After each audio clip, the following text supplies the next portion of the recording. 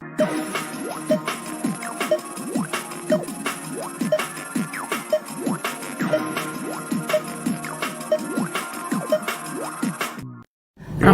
ada ramai kesayangan. Ramadan ada ramai kesayangan kita yang telah tiada di sisi kita. Masya Allah, kita doakan mereka dalam kebaikan. Kalau ditanya kepada mereka, sahabat-sahabat sekalian, ingin bagaimana mereka pada Ramadan ini, mereka minta untuk dihidupkan dalam Ramadan, untuk merebut peluang-peluang yang ditawarkan oleh Allah Subhanahu Wa Taala. Tapi mana mungkin untuk mereka kembali semula ke dunia. Begitulah kita nanti, Allah beri peluang demi peluang. Apa yang kita dah buat dengan Ramadan kita, Masya Allah, adakah biasa-biasa sahaja? Adakah macam sama dengan Ramadan yang dulu-dulu, tidak ada penambahbaikan? Masya Allah, tabarakallah. Bermohonlah sungguh-sungguh dengan Allah, semoga kita dapat menguatkan jiwa kita, insya-Allah. Istiqamah. Lalu kebaikan-kebaikan yang kita lakukan pada Ramadan ini kekal momentumnya, insya-Allah, walaupun Ramadan itu berakhir. Kerana Ramadan bukan Tuhan kita, Masya Allah, tetapi Ramadan adalah tetamu yang Allah datangkan saban tahun selagi belum kiamat. Kita je belum tentu lagi mendatangi Ramadan. Mungkinkah ini Ramadan yang terakhir?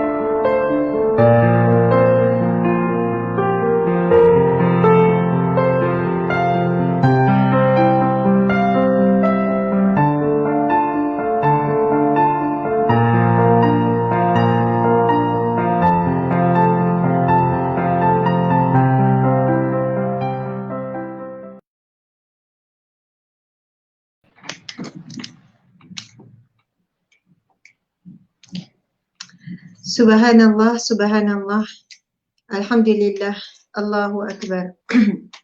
Subhanallah, alhamdulillah, Allahu Akbar. A'udzubillahi minasyaitonirrajim. Bismillahirrahmanirrahim. Assalamualaikum warahmatullahi wabarakatuh. Alhamdulillah, alhamdulillah, alhamdulillahi rabbil alamin. Hamdan lillah, salatan wa salaman ala rasulillah, sayyidina wa maulana wa habibina wa syafi'ina Muhammad ibni Abdillah wa ala alihi wa ashabihi awliyaillah.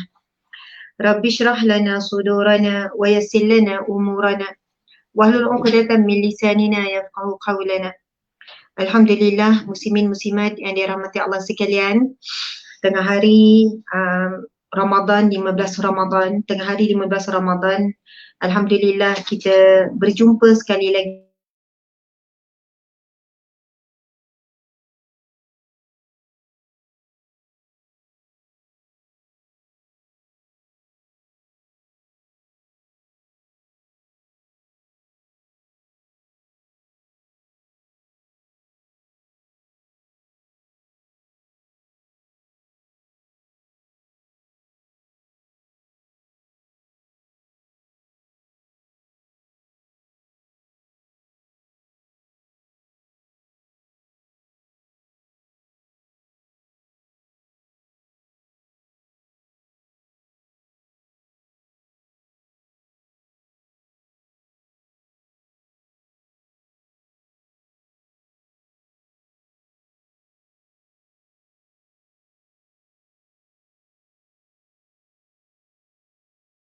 Ramadan ada ramai kesayangan kita yang telah tiada di sisi kita. Masya Allah, kita doakan mereka dalam kebaikan.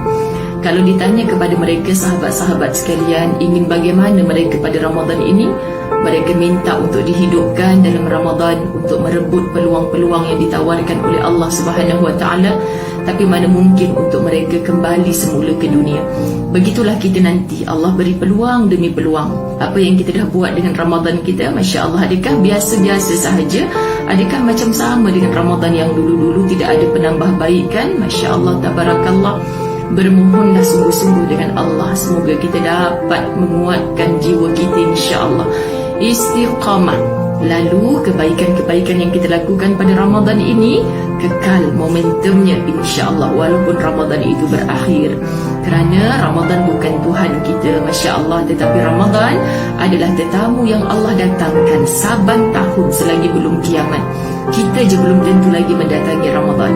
Mungkinkah ini Ramadan yang terakhir?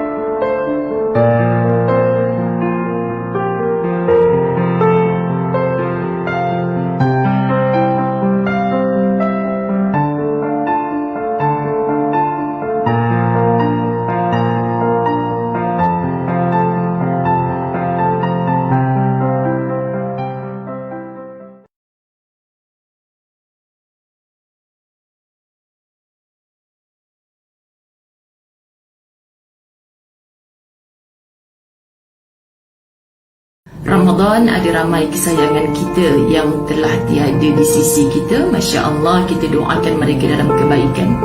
Kalau ditanya kepada mereka, sahabat-sahabat sekalian, ingin bagaimana mereka pada Ramadan ini, mereka minta untuk dihidupkan dalam Ramadan, untuk merebut peluang-peluang yang ditawarkan oleh Allah Subhanahu Wa Taala. Tapi mana mungkin untuk mereka kembali semula ke dunia. Begitulah kita nanti, Allah beri peluang demi peluang. Apa yang kita dah buat dengan Ramadan kita, Masya Allah, adakah biasa-biasa sahaja? Adakah macam sama dengan Ramadan yang dulu-dulu, tidak ada penambahbaikan? Masya Allah, tabarakallah. Bermohonlah sungguh-sungguh dengan Allah, semoga kita dapat. Yes, okay. Subhanallah, subhanallah, alhamdulillah, Allahu akbar. A'udzubillahi minasyaitonir rajim. Bismillahirrahmanirrahim. Assalamualaikum warahmatullahi wabarakatuh. Alhamdulillah, alhamdulillahi rabbil alamin. Wassalatu wassalamu ala asyrafil anbiya'i wal mursalin wa ala alihi wa sahbihi ajma'in. Rabbi syrah lana sudurana wa yassir lana umurana wahlul 'uqdatam min lisanina yafqahu qawlana. Allahumma fakihna fid din wa 'allimna at-ta'wil wa ilhamal malaikatil muqarrabin wal 'afiyatal muttaqin wal 'udwana 'alal zalimin. Alhamdulillah, muslimin muslimat umat Allah sekalian, Allah menemukan kita pada hari yang barakah, pertengahan Ramadan, 15 Ramadan. Subhanallah, setiap hari yang berlalu di bulan Ramadan adalah hari yang sangat mewakili banyak hari sebenarnya. Sehari berlalu itu sangat banyak. Kalau kita sebut sebulan berlalu tu lama, tetapi Ramadan 1 jam berlalu itu sangat banyak. Kerana dalam 1 jam, dalam 1 minit yang mengandungi pelbagai barakah. Alhamdulillah, muslimin muslimat yang dimati Allah sekalian, mari sama-sama kita memulakan terlebih dahulu perkongsian majlis ilmu kita pada tengah hari ini dengan memulakan membaca, sama-sama membaca Ummul Kitab Al-Fatihah. A'udzubillahi minasyaitonir rajim. Bismillahirrahmanirrahim. Alhamdulillahi rabbil alamin. Arrahmanir rahim. Malik yaumiddin. Iyyaka na'budu wa iyyaka nasta'in. Ihdinas siratal mustaqim. Siratal ladzina an'amta 'alaihim ghairil maghdubi 'alaihim waladdallin. Amin. Amin, amin ya rabbal alamin. Subhanallah. Alhamdulillah, muslimin muslimat yang dirahmati Allah sekalian. Saya sebenarnya sedang berada dalam satu program yang telah diaturkan lama daripada awal Ramadan lagi, iaitu dari wanita untuk wanita. Program ini dianjurkan oleh satu page yang diuruskan oleh Ustazah Muzayyanah. Rasa ramai yang kenal ya Ustazah Muzayyanah. Jadi Alhamdulillah Ustazah Muzayyanah sebagai pengarah ataupun pengurus projek menghimpunkan penceramah-penceramah wanita khususnya dalam satu page yang bernama Dari Wanita Untuk Wanita. Jadi walau bagaimanapun bukanlah dia untuk wanita saja, terbuka kepada semua, tetapi kita sangatlah mengalukan kepada seluruh para wanita untuk follow, untuk jadi rakan Alam Maya dalam page Dari Wanita Untuk Wanita. Kerana page ini sentiasa menyajikan perkongsian ilmu yang disampaikan khusus daripada para pendakwah, penceramah, penyampai di kalangan wanita mengikut tajuk-tajuk yang sangat dekat dengan wanita. Bukan bermaksud lelaki tak boleh join, lelaki tak boleh hadir sama, tidak, ia terbuka untuk semua tapi khusus untuk wanita. Tuan-puan dimati Allah sekalian, peringkat awal Ustazah Muzayyanah, tim, AJK semuanya, kita berbincang di dalam satu grup untuk mengadakan tadarus dan tadabbur Al-Quran mengikut hari. Jadi pada pagi akan diadakan tadarus cukup 1 juzuk. Macam hari ini dah masuk tadarus juzuk yang ke-15. Dibuat di Malak TTDI Jaya Selangor. Malak TTDI Jaya Selangor jam 7 pagi. Jadi kalau siapa yang mengikuti page ni akan nampak, akan boleh ikuti tadarus beramai-ramai di Alam Maya, dipimpin oleh Al-Fadhil Ustaz untuk memimpin bacaan tadarus. Subhanallah. Kemudian saya pula diberi tugas hari ini untuk tadabbur. tadabbur surah ataupun apa-apa ayat yang berkenaan dengan juzuk yang ke-15 ini. Masya Allah, Alhamdulillah muslimin muslimat sekalian. Entah kenapa IG kami jadi gini. Jadi channel tu, tengok tak IG? Kenapa ya? Kenapa IG ada masalah apa? Apa khabar semua? IG ni tu kenapa macam gelap sikit. Lepas tu, okay. Sahabat-sahabat dimati Allah sekalian, marilah sama-sama kita menyokong perkongsian pada tengah hari ini dengan sama-sama share, tinggalkan komen supaya lebih ramai yang boleh reach. Kita memang menghadapi cabaran media ni, media sosial ni, kerana banyak program yang tak disupport, mereka nak suruh kita bayar. Masa tengok tu ramai yang tak dapat notification, selepas habis tu memang dapat notification lah kita ni supaya boost page tu, boost live kita tu. Jadi kita belum kalah lah lagi dengan cabaran tersebut. Kita cuba struggle supaya masih lagi berada di mainstream. Jadi tuan-puan dimati Allah sekalian, marilah sama-sama kita tekan butang share, berkongsi agar lebih ramai yang boleh hadir sama. Kemudian kita cuba tuliskan nota sepanjang perkongsian ini. Tak lama, pukul 2 hingga pukul 3, 1 jam saja. Okey, tuan-puan yang dimati Allah sekalian, Masya Allah. Kita lihat pada juzuk yang ke-15, apakah yang terkandung dalam juzuk ke-15, kita tengok secara keseluruhannya. Okey, Masya Allah, Bismillahirrahmanirrahim. Ada nota yang disediakan, sama-sama kita tengok. Tak terbalik, cuma mungkin nak kena adjust. Tak terbalik. Boleh lah. Okey, subhanallah, muslimin muslimat dimati Allah sekalian. Overview perbincangan kita hari ini iaitu berkenaan dengan pengenalan surah, sebab nuzul kaitan surah dengan sebelumnya ke dalam surah. Okey, kita akan pergi kepada sekejap sebenarnya pengenalan juzuk 15.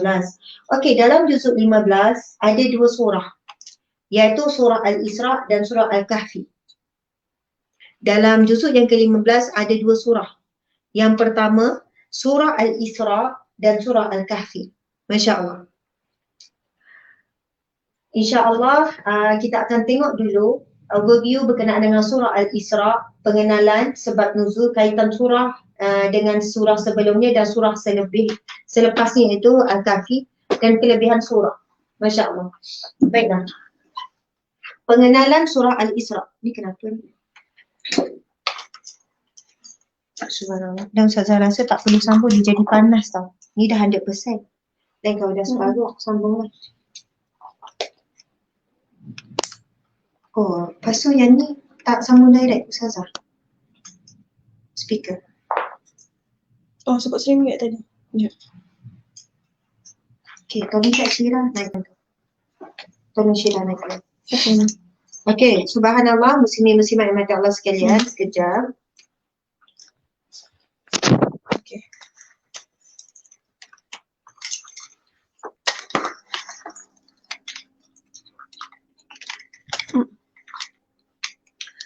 Okey, tinggi lagi dik, sama tinggi dengan Ustazah. Kalau tak Ustazah jadi menunduk. Tinggi lagi ya, tinggi lagi. Cuba kamu berdiri. Kamu akan faham. Kamu dah sama. Kalau tak jadi menunduk nak. Okey, sahabat-sahabat di mata Allah sekalian, Alhamdulillah. Mari kita sama-sama mengajak lebih ramai untuk hadir. Kita share perkongsian kita ni. Saya mungkin akan laju marathon lah sebab banyak sangat nak share. Kita tengoklah setakat mana yang kita sempat. Tuan-puan di mata Allah sekalian, dalam juzuk yang ke-15 ada 2 surah. Kita ingat, satu surah Al-Isra, satu lagi surah Al-Kahfi. Jadi kita akan pergi sedikit saja berkenaan dengan surah Al-Isra. Okay, surah Al-Isra merupakan surah yang ke-17 dari keseluruhan 114 bilangan surah di dalam Al-Quran. Merupakan surah Makkiyah, mengandungi 111 ayat. 111 ayat. Kalau surah Al-Kahfi ada berapa? 110 ayat. Ia merupakan surah Makkiyah, membawa maksud ia turun di Mekah. Bila sebut surah Makkiyah, kita kena faham bahawasanya surah ini mengandungi lebih banyak berkenaan dengan perkara-perkara berkaitan dengan akidah. Kan bila kita belajar sejarah, kalau kita tahu dalam Quran Allah berfirman, Bismillahirrahmanirrahim, Syahrul Ramadan alladzi unzila fihi al-Quran hudan linnas. Bulan Ramadan Allah berfirman diturunkan Al-Quran sebagai hidayah, sebagai petunjuk dan juga pembeza di antara yang batil. Masya Allah. Tuan-puan dimati Allah sekalian, sekarang kita sedang berada di satu bulan yang namanya Ramadan. Yang mana Allah muliakan bulan ini, Allah puji bulan Ramadan ini dengan menyebut bahawasanya bulan ini diturunkan Al-Quran. Kita tahu Al-Quran adalah satu mukjizat yang paling agung yang pernah Allah turunkan di muka bumi. Yang terbaik, mukjizat yang paling hebat yang tidak pernah digunakan oleh Allah kepada sesiapa melainkan kepada Nabi Muhammad SAW. Dan satu-satunya mukjizat yang masih kekal sehingga hari ini, sehinggalah hari kiamat kelak. Subhanallah, bahkan mukjizat Al-Quran melangkaui semua alam. Alam dunia, alam barzah, Al-Quran boleh jadi syafaat, boleh jadi hujah. Bahkan Al-Quran pula nanti akan menjadi hujah dan pemberi syafaat di akhirat kelak. Subhanallah, Allahu Akbar. Jadi tuan-puan dan mata Allah sekalian, mukjizat Al-Quran yang Allah turunkan kepada Nabi Muhammad dan juga untuk kita umatnya, Masya Allah, menjadi satu tanda kecintaan Allah Subhanahu Wa Taala kepada kita, khususnya umat Nabi Muhammad sallallahu alaihi wasallam. Masih dikekalkan kalamnya, iaitu kata-kata cinta Allah, kalamullah, untuk kita baca, untuk kita hayati. Kan subhanallah, itu surat-surat cinta Allah Subhanahu Wa Taala. Dan dalam Al-Quran itu mengandungi pelbagai perkara yang melibatkan kita secara khusus. Kalau kita bacakan daripada Al-Fatihah kepada seluruh, semua itu sebenarnya Allah sedang memujuk kita, Allah sedang mengajar kita, Allah sedang mendidik kita, Allah sedang menegur kita dan sebagainya. Masya Allah. Jadi tuan-puan dan mata Allah sekalian, Allah berfirman dalam surah Al-Qadr, Bismillahirrahmanirrahim. Inna anzalnahu fi lailatul qadr. Sesungguhnya Allah menurunkan Al-Quran pada malam Lailatul Qadar. Jadi tuan-puan dan mata Allah sekalian, kita berada di mana? Di bulan Ramadan yang berakah. Di bulan ini juga ada malam yang lebih baik daripada 1000 bulan. Di bulan ini juga diturunkan Al-Quran, Allah memilih. Jadi kita masih hidup pada saat ini untuk mendapat lebih banyak kebaikan demi kebaikan. Namun kita perlu suluhnya dengan Al-Quran. Mesti kena suluh dia dengan Al-Quran. Sebab itu ada satu hadis Nabi SAW bagaimana Nabi menggandingkan Al-Quran dan juga dengan puasa. Subhanallah. Bagaimana Nabi suatu kena bawa je nota, so anytime. Nota tu nota yang sebelum ni. Yang mana Nabi SAW bersabda, sesungguhnya Al-Quran dan juga puasa. Puasa dan juga Al-Quran akan berkata-kata di hadapan Allah di mahsyar kelak. Subhanallah. Al-Quran dan puasa akan berkata-kata di hadapan Allah kelak. Lalu Al-Quran ini, saya nak yang kertas. Al-Quran ini akan berkata di hadapan Allah kelak, ya Allah, puasa dulu berkata, ya Allah, aku menjadi saksi bahawasanya aku menahannya daripada makan dan minum. Subhanallah, puasa berkata di padang mahsyar kelak. Lalu aku pula berkata, ya Allah, aku menjadi saksi kepadamu, aku menahannya daripada tidur malam. Maka ya Allah, izinkanlah aku memberikan syafaat kepadanya. Lalu Allah mengizinkan, lalu disebutkan dalam hadis tersebut, Nabi kata keduanya, iaitu puasa dan Al-Quran ini memberi syafaat. Dan kenapa kan bulan Ramadan Allah memilih untuk diturunkan Al-Quran dan disandingkan dalam hadis itu? Sesungguhnya puasa dan Al-Quran akan memberi syafaat. Akan memberi syafaat. Keduanya satu ibadah yang akan memberi syafaat. Subhanallah. Ia adalah hadis riwayat Ahmad bertaraf Hasan. Hadis riwayat Ahmad bertaraf Hasan. Subhanallah, tuan-tuan dan puan-puan sekalian. Jadi sekarang kita nak tadabbur surah Al-Isra ni. Surah Al-Isra merupakan surah yang ke-17 dari kesurahan. Okey, saya nak sebut tadi surah Makkiyah. Al-Quran diturunkan bulan Ramadan. Start turun adalah pada malam malam Lailatul Qadar. Dan dikatakan ketika malam Lailatul Qadar itu turun, bermaksud ayat yang pertama, iaitu dikatakan sebahagian ulama mengatakan bahawasanya yang turun pada malam tersebut dan Rasul menerima adalah surah Al-Alaq, iaitu Iqra bismi rabbikal ladzi khalaq khalaqal insana min 'alaq Iqra wa rabbukal akram. Cari. Sebab ada perkataan di situ tuan-tuan dan mata Allah sekalian, bagaimana perkaitan surah Al-Isra dan juga malam Lailatul Qadar. Jadi sebagai ulama mengatakan Al-Quran ini turun pada malam Lailatul Qadar di bulan Ramadan sekaligus daripada Lauh Mahfuz ke langit bumi, kemudian diturunkan secara berperingkat daripada langit bumi kepada Rasulullah sallallahu alaihi wasallam sepanjang 23 tahun.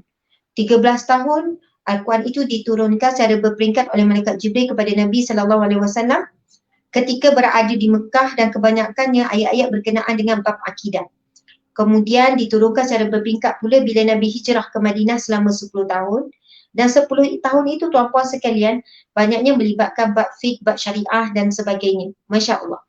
Jadi bila kita lihat perkaitannya, surah Al-Alaq, subhanallah, surah yang pertama, wahyu yang pertama diturunkan oleh Allah Subhanahu Wa Taala itu surah Al-Alaq. Cuba kita tengok. Bismillahirrahmanirrahim. Iqra bismi rabbikal ladzi khalaq. Bacalah dengan nama Tuhanmu yang Maha menciptakan, yang menciptakan segala makhluk. Khalaqal insana min 'alaq, yang menciptakan manusia daripada seketul sebuku daging ataupun sebuku darah beku. Subhanallah. Iqra wa rabbukal akram. Bacalah dan Tuhanmu yang Maha mulia, yang Maha pemurah. Allazi 'allama bil qalam, yang mengajar manusia dengan pena dan tulisan. Subhanallah. Sebab itu yang kita duduk baca Al-Quran ini kan, kita nampak ada pena yang menulisnya. Kan, lepas tu ada tulisan, subhanallah. Alamal insana ma lam ya'lam, yang mengajarkan manusia apa yang tidak diketahui. Al-Quran lah yang mengajarkan kita semua. Kalla innal insana la yatgha. Ingatlah sesungguhnya manusia tetap melampaui batas. Kita ni, Allah sebut seorang makhluk yang selalu melampaui batas. Allah kata ni batas, kamu jangan lepasi. Mesti nak melampau juga.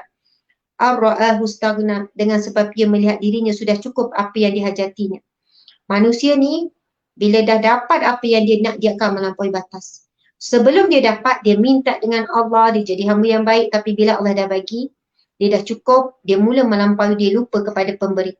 Inna ila rabbika ruj'a, sesungguhnya Tuhanmu lah tempat untuk kamu kembali. Ara'aital ladzi yanha, adakah engkau nampak baiknya orang yang melarang dan menghalang? Abdan iza shalla, seorang hamba Allah apabila mengerjakan sembahyang. Ara'aita in kana 'alal huda, adakah engkau nampak buruknya jika ia berada di atas jalan yang betul? Au amara bit taqwa, atau ia menyuruh orang yang bertakwa jangan melakukan syirik. Subhanallah. Tuan-puan yang dimati Allah sekalian, ayat yang terakhir dalam surah Al-Alaq, subhanallah, ayat yang terakhir, cuba kita tengok. Ayat yang ke-19. Kan mula dengan Iqra, lepas tu panjang lagi tu tadi tu. Cuma saya nak kita bagi perhatian sikit. Pada ayat yang terakhir, Allah Subhanahu Wa Taala menyebutkan kalla la tuti'hu wasjud waqtarib. Ingatlah, janganlah engkau wahai Muhammad menurut kehendaknya, iaitu orang-orang kafir. Dan sebaliknya, wasjud waqtarib, sujudlah dan dapingkanlah dirimu dengan Allah dengan amal soleh. Tuan-puan dan mesti Allah sekalian, hujung ayat bermula dengan Iqra, bacalah bismi rabbikal ladzi khalaq. Kemudian hujung firman Allah surah Al-Alaq, Allah menyebutkan wasjud waqtarib, sujud dan dekatkan diri kepada Allah. Jadi dikatakan ini adalah wahyu yang pertama yang Rasulullah terima. Itu semua kita masyhur, kita tahu, cuma perbahasannya dia diturunkan pada waktu bila? Sebagian ulama menyebutkan pada bulan Ramadan, pada Lailatul Qadar itulah kan diturunkan subhanallah firman Allah ini. Dan di hujungnya Allah menyebutkan tentang wasjud, banyakkanlah sujud, banyakkanlah solat, waqtarib, dan dekatkanlah diri dengan Allah. Dekatkan diri dengan Allah dengan pelbagai amal soleh, tuan-puan sekalian. Dengan pelbagai amal soleh, dengan sedekah, dengan buat baik, dengan menuntut ilmu, dengan pelbagai lagi. Masya Allah. Okey. Lafaz Isra disebutkan pada ayat pertama surah ini. Penamaan surah Al-Isra. Bismillahirrahmanirrahim. Subhanallazi asra bi'amdihi laylan minal masjidil harami ilal masjidil aqsa alladhi barakna hawlah linuriyahu min ayatina innahu huwas sami'ul basir. Yang bermaksud, Maha suci Allah yang telah memperjalankan hamba-Nya pada suatu malam dari Masjidil Haram ke Masjidil Aqsa, yang telah kami berkati sekelilingnya agar kami peringatkan kepadanya sebahagian daripada tanda-tanda kebesaran kami. Sesungguhnya dia adalah Maha mendengar lagi Maha mengetahui. Jadi nama surah Al-Isra ini diambil daripada perkataan yang pertama, perkataan daripada ayat yang pertama, iaitu subhanallazi asra bi'amrihi. Jadi itulah perkataannya Isra, iaitu asra. Maksudnya ya Allah, maksudnya Maha Suci Allah yang telah memperjalankan hamba-Nya pada satu malam daripada Masjidil Haram ke Masjidil Aqsa. Kita tahu ini peristiwa apa? Isra dan Mi'raj. Subhanallah. Dinamakan surah Isra kerana ia dibuka dengan mukjizat perjalanan Isra. Isra ialah perjalanan Nabi Muhammad SAW pada malam hari dari Masjidil Haram ke Masjidil Aqsa, Palestin, dengan menaiki burak. Surah ini juga dinamakan surah Bani Israel. Bani Israel adalah kaum Nabi Musa dan diturunkan kitab Taurat kepada mereka. Kerana di dalam surah ini terdapat kisah 2 kali terasingnya mereka di muka bumi disebabkan kerosakan yang telah mereka timbulkan. Surah Al-Isra ini juga dinamakan surah Bani Israel. Muslimin-muslimat sekalian, saya ni sebenarnya ada kesukaran sikit. Saya ada masalah sakit gigi yang melibatkan semua gigi. Semalam dah pergi dapatkan rawatan. Jadi saya macam kena ulcer semua. Sebenarnya saya bukan ulcer, tapi rawatan tu menyebabkan saya jadi luka hampir keseluruhan keliling gigi. Tu nak bercakap tu kan rasa bengkak dan mungkin muka pun nampak bengkak dan ia mengganggu juga otak. Bukan ganggu otak macam mana, jadi sakit kepala. Jadi saya mohon maaf kalau penyampaian tu macam kurang baik dan kurang fokus. Mohon maaf ya, kita cuba sedaya upaya, insya-Allah. Okey. Sama-sama berjuang ya, kita dah masuk separuh Ramadan ni tuan-puan dan puan sekalian. Jadi saya rasa kebanyakan kita dah melebihi 15 juzuk ataupun ngam-ngam je hari ni 15 Ramadan 15 juzuk. Jadi sedang eloklah kita bagi masa dan tumpuan kepada juzuk yang ke-15. Okey, kisah kehancuran Bani Israel, kisah ini dicatat dalam surah Isra ayat 4 hingga 8. Allah berfirman, Bismillahirrahmanirrahim. Wa qadayna ila Bani Israel fil kitab la tufsidunna fil ardi marrataini wa la ta'lunna 'uluwan kabira. Yang bermaksud, dan telah kami tetapkan terhadap Bani Israel dalam kitab Taurat itu, sesungguhnya kamu akan membuat kerosakan di muka bumi ini 2 kali dan pasti kamu akan menyombongkan diri dengan kesombongan yang besar.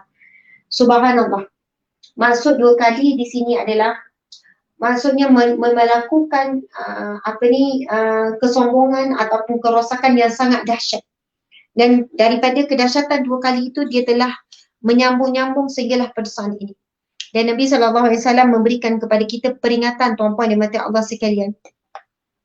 Nabi bersabda, sesungguhnya Nabi kata wahai kepada kita lah umatnya, sesungguhnya kamu akan mengikuti, Nabi kata sesungguhnya wahai umatku, kamu akan mengikuti jejak langkah kaum sebelum kamu. Nabi tak sebut lagi. Nabi kata sesungguhnya kamu akan mengikuti jejak langkah kaum sebelum kamu. Sehingga kan Nabi kata sehasta demi sehasta, kan sejengkal demi sejengkal, sehingga kan apabila mereka masuk lubang biawak pun kamu akan ikut juga. Kemudian sahabat bertanya, adakah mereka itu Nasara? Adakah mereka itu Nasrani dan juga Yahudi dan Nasrani? Lalu Rasulullah menjawab, kalau bukan mereka siapa lagi? Kalau bukan mereka siapa lagi? Tuan-puan dan mati Allah sekalian, bayangkan ya, Nabi dah memberi kita pesanan bahawasanya kita sebagai umat akhir zaman ini satu hari akan mengikuti jejak langkah mereka. Dan apa yang Rasulullah sebut itu dibenarkan pada hari ini. Memang kita boleh tengok.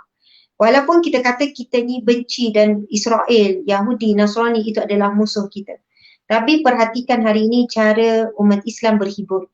Dah ikut dah. Anak-anak umat Islam ini dah ikut. Cara berhibur orang kafir. Cara berhibur Yahudi dan Nasrani. Cara berpakaian, cara bercakap, cara berurusan, cara hidup harian dan sebagainya. Sebahagian besar termasuklah saya, kita tidak terlepas daripada mengikuti jejak langkah Yahudi dan Nasrani tanpa sedar dan tidak sedar. Tuan-puan dan mati Allah sekalian.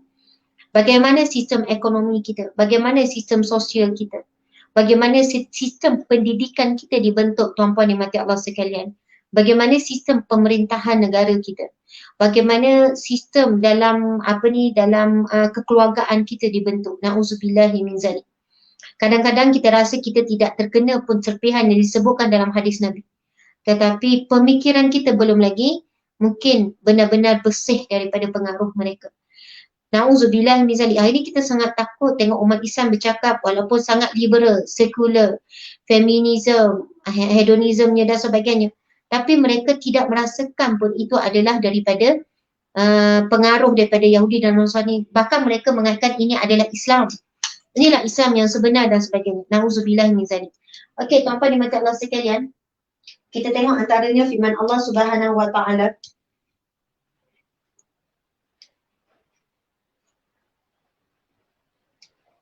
Kita tak sempat ni, walaupun saya tak nampak ayat. Kita pergi kepada sebab nuzul, tak sempat tadi ayat tadi tu. Sebelum turunnya soal Isra, ketika itu Nabi Muhammad SAW mengalami kesedihan yang amat berat. Tahun itu dikira sebagai Amul Husni, tahun kesedihan. Subhanallah. Tuan-tuan dan mata Allah sekalian, kita tahu bahawasanya Nabi SAW diuji pada tahun ke-10 kenabian dengan peristiwa yang sangat menyedihkan, yang mana berlakunya berturut-turut perkara yang menguji keimanan, kesabaran, keteguhan Nabi Muhammad SAW. Nabi kehilangan isteri tercinta Sayyidatina Khadijah binti Khuwailid. Kemudian Nabi kehilangan pula bapa saudara dulu, kemudian Sayyidatina Khadijah. Dua ini adalah benteng kuat pertahanan Nabi SAW, mempertahankan Nabi SAW. Sehingga kan para kafir Quraisy yang merancang membunuh dan untuk menyeksa Nabi menangguh dulu kerana masih ada dua figure ni. Setelah dua figure yang dihormati ini meninggal dunia, para kufar ketika itu telah mengisytiharkan cara terbuka untuk menyerang Rasulullah, untuk membunuh Rasulullah, mengupah orang-orang yang boleh mencari Nabi Muhammad dibawa hidup ataupun dibawa mati dan sebagainya. Bahkan diberi upah lagi. Tuan-puan, kita umum tahu pada tahun itu juga Nabi cuba melakukan hijrah ke Taif, kemudian dibaling batu, ditolak oleh penduduk Taif dan banyak lagi peristiwa yang menyedihkan pada tahun tersebut. Kalau kita tengok kan pakar kaji psikologi menyebutkan ada banyak punca-punca kemurungan, kesedihan, punca penyakit mental. Dan antara 3 punca yang paling tinggi, subhanallah, menyebabkan seseorang manusia itu boleh menyebabkan kemurungan, depression yang sangat dahsyat. Iaitu yang pertama, kehilangan orang yang tersayang, orang yang paling rapat, orang yang paling disayangi, orang yang paling memberikan pengaruh yang besar dalam hidup. Kemudian yang kedua, kehilangan harta benda, pekerjaan. Sebab tu ramai pandemik hari tu bunuh diri bila hilang kerja. Sebab hilang kerja ni, hilang pendapatan ni, hilang sumber ni, dia memberi kesan yang lain yang menurutinya. Kemudian yang ketiga, apabila dibuang, dihalau keluarga, kan, dibenci keluarga, rasa disisihkan, itu. Tu apa dia mata sekalian? Pada tahun Amul Huzni ini, Nabi Muhammad SAW melalui semua bentuk kesedihan dan punca-punca tekanan ini. Nabi SAW merasai semuanya. Nabi kehilangan orang tersayang. Nabi dihalau oleh orang kampung sendiri, penduduk Mekah. Nabi hilang punca kehidupan. Sebab itu apabila Nabi menempuh cabaran yang semakin berat ini, tuan-puan dan mata sekalian, Allah memberikan satu perjalanan yang begitu indah, iaitu Isra dan Mi'raj. Yang mana Allah berikan wahyu salat sebagai penawar hati. Tapi kita tak nak kupas panjang tentang tu. Saya pula ni sedang menahan berdenyut-denyut semua gigi ni. Memang mencabar tuan-puan sekalian. Berdenyut gigi dan juga gusi sebenarnya semua. Allahu Akbar. Tuan-puan dan mata Allah sekalian, bayangkan ya, setelah itu Allah menurunkan antaranya surah Al-Isra. Surah yang menceritakan tentang Isra Mi'raj. Okey, kerana pada tahun itu ialah tahun kematian Sayyidah Khadijah dan ayah saudaranya Abu Talib, ditambah pula baginda dihalau pula daripada Bani Taif, dibaling dengan batu dan sebagainya. Okey, kita tengok perkaitan surah sebelumnya, iaitu surah An-Nahl. Perkaitan satu, yang pertama adalah sebagai pemujuk hati Nabi. Di dalam surah An-Nahl, Allah memerintahkan, surah An-Nahl ni adalah surah sebelum surah Al-Isra. Allah memerintahkan Nabi untuk bersabar menghadapi kejahatan orang musyrik. Mereka telah menuduh baginda berdusta, ahli sihir dan seorang penyair. Ini isi kandungan dalam surah An-Nahl yang mana mereka telah menuduh baginda sebagai penipu, ahli sihir dan seorang penyair. Maka surah Al-Isra menghiburkan baginda, menjelaskan kemuliaan dan ketinggian darjat baginda di sisi Allah dengan membawa baginda Isra. Dalam surah An-Nahl dan surah Al-Isra, Allah memaparkan nikmat Allah yang melimpah kepada manusia. Sehingga surah An-Nahl disebut sebagai surah An-Ni'am, iaitu surah nikmat. Di mana Allah pujuk Rasulullah dengan pelbagai nikmat yang akan dilimpahkan kepada manusia. Surah An-Nahl menyebutkan nikmat penciptaan langit, bumi dan seluruh hamparannya. Di darat dan di laut buat manusia. Dan di dalam surah Al-Isra Allah telah tetap menyebutkan tentang nikmat, kurniaan penciptaan siang dan malam, rezeki yang baik dan sebagainya. Subhanallah. Okey, perkaitan yang ketiga itu yakni Al-Quran. Allah Subhanahu Wa Taala menjelaskan dalam surah An-Nahl bahawa Al-Quran adalah dari sisinya dan bukanlah buatan manusia. Manakala disebutkan di dalam surah Al-Isra, Allah menyebutkan tentang tujuan diturunkan Al-Quran iaitu bagi membimbing manusia ke jalan yang benar. Subhanallah. Okey, daripada Aisyah radhiyallahu anha bahawa Nabi Muhammad sallallahu alaihi wasallam pada setiap malam membaca surah Bani Israel dan surah Az-Zumar. Hadis riwayat Tirmizi. Jadi surah Bani Israel, ini nama surah apa surah Bani Israel ni? Patut buat dalam kurungan. Surah apa ni? Bila disebut? Sayyidatina Aisyah menceritakan bahawa Nabi Muhammad SAW pada setiap malam akan membaca surah Bani Israel dan surah Az-Zumar. Surah apa surah Bani Israel? Surah Al-Isra. Sebab di awal tadi kita tengok ya, yang mana surah Isra juga dikenali sebagai surah Bani Israel. Jadi kalau kita tengok ada hadis Nabi yang berkenaan dengan surah Bani Israel, itu ditujukan kepada surah Al-Isra. Daripada Ibnu Mas'ud radhiyallahu anhu bahawa dia berkata tentang surah Bani Israel, surah Al-Kahfi, surah Maryam, surah Taha dan surah Anbiya. Jadi di sini Ibnu Mas'ud mengatakan bahawa dia berkata tentang surah Bani Israel iaitu surah dan juga surah Al-Kahfi, surah Maryam, surah Taha dan surah Anbiya. Surah-surah tersebut termasuk antara surah yang pertama turun dan mempunyai keutamaan kerana mengandungi kisah-kisah di dalamnya. Okey, subhanallah, tuan-tuan dimati Allah sekalian. Tadi kita pergi sikit tentang surah Al-Isra. Sekarang kita nak pergi tentang overview berkenaan dengan surah Al-Kahfi. Dan apa kaitan surah Al-Kahfi dengan surah Al-Isra? Ada kaitan yang sangat rapat antara dua surah ni, tuan-tuan dimati Allah sekalian. Kenapa dia duduk sebelah-sebelah tu? Ada hikmah yang Allah nak kita rungkat. Okey, kita akan bincang tentang pengenalan surah Al-Kahfi, sebab nuzul, kaitan dengan surah sebelumnya dan kelebihan surah. Okey, kita tengok terlebih dahulu. Surah Al-Kahfi merupakan surah ke-18. Surah Isra, ingat, surah ke-17. Dari keseluruhan 114 bilangan surah dalam Al-Quran. Berapa surah ada dalam Al-Quran? 114. Surah ini merupakan surah Makkiyah. Maksud turun di Mekah. Al-Kahfi juga surah yang turun sebelum peristiwa hijrah Rasulullah ke Madinah. Kalau turun Al-Quran selepas peristiwa hijrah, itu bermaksud namanya surah Madaniyah, dia turun di Madinah. Mengandungi 110 ayat. Ingat tak surah Isra tadi berapa ayat? 111. Merupakan salah satu surah daripada 5 surah yang bermula dengan tahmid Alhamdulillah. Kan, bermula dengan perkataan Alhamdulillah. Ada 5 surah yang dimulakan dengan perkataan Alhamdulillah. Yang pertama, surah Al-Fatihah sendiri iaitu Alhamdulillah Rabbil Alamin. Kemudian surah yang kedua iaitu surah Al-An'am. Apabila sesuatu surah, tuan-puan dan puan-puan sekalian, dimulakan dengan tahmid memuji Allah, ia merupakan satu bentuk yang signifikan dengan sesuatu yang sangat hebat ataupun sangat mulia. Ada sesuatu yang Allah ingin kita beri perhatian. Bila Allah mulakan dengan memujinya, Alhamdulillah, segala puji bagi Allah. Apabila dimulakan dengan satu surah, dimulakan dengan Allah memujinya, maksudnya ada perkara yang besar untuk kita belajar, untuk kita hayati. Ada perkara yang hebat, kenapa Allah mula dengan memuji dia? Mesti ada sesuatu yang besar, nak kita sebagai hambanya perlu merasakan kebesaran tu, kehebatan tu. Tapi kita tak boleh dapat tanpa kita bertadabbur. Tak boleh baca saja, kena tadabbur. Okey, kita tengok tadi surah yang pertama mula dengan Alhamdulillah, Al-Fatihah. Surah yang kedua bermula dengan Alhamdulillah, iaitu surah Al-An'am. Ayat yang pertama Allah mula juga dengan Alhamdulillahillazi khalaqas samawati wal arda wa ja'ala zulumati wan nur. Yang bermaksud segala puji bagi Allah yang telah menciptakan langit dan bumi dan mengadakan gelap dan terang. Namun orang-orang yang kafir mempersekutukan sesuatu dengan Tuhan mereka. Ya, surah yang ketiga iaitu surah Al-Kahfi. Allah memulakan dengan perkataan Alhamdulillahillazi anzala ala 'abdihi al-kitaba wa lam yaj'al lahu 'iwaja. Segala puji bagi Allah. Allah memuji dirinya sendiri. Segala puji-pujian adalah bagi Allah. Allahu Akbar. Dan surah yang keempat iaitu surah Saba.